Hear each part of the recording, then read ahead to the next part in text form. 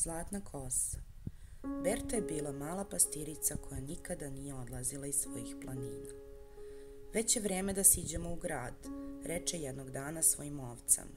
Vi ste drage i dobre, ali već je vreme da se upoznam i družim sa meni sličnima. Zašto me posmatraš tako pažljivo, upita Berta čamdžiju koju je prevozio na drugu obalu reke. Zar ti nikad nisi video pastiricu?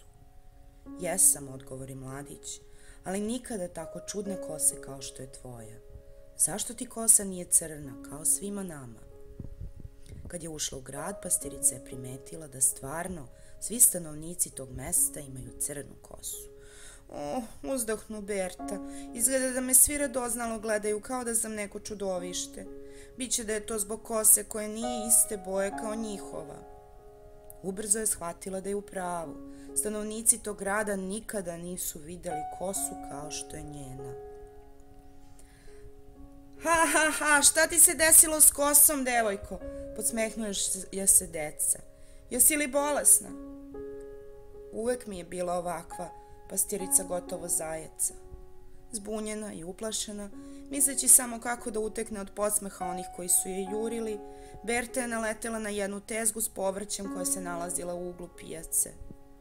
Šta to radi ovo čudno stvorenje svetle kose, naljuti se prodavačica. Vojnici, ovamo! Napolje iz našeg mesta pastirice izbledele kose, vikala su deca za njom i gađala je kamenjem.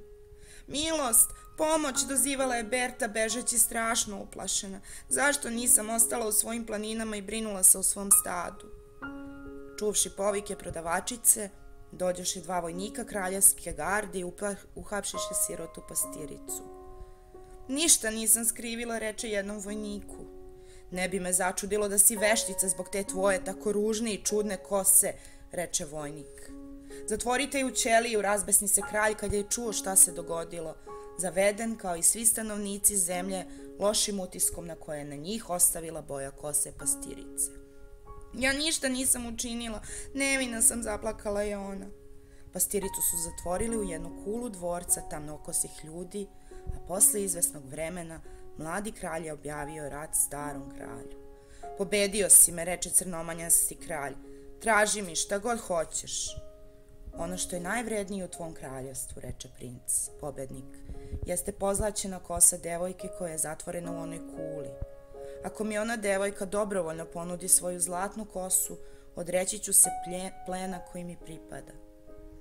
Berta, opraštajući sve uvrede i zlodela koje je pretrpela, pristala je da žrtvuje svoju kosu da bi pomogla kralju crnomanjastih ljudi i svom narodu. Uzmi moju kosu, gospodaru, reče Berta, iako je tako ružna i čudna. Tvoja kosa je lepa, reče joj princ, a ne želim da je odvojim od tvog lepog lica. Hoćeš li da se udaš za mene?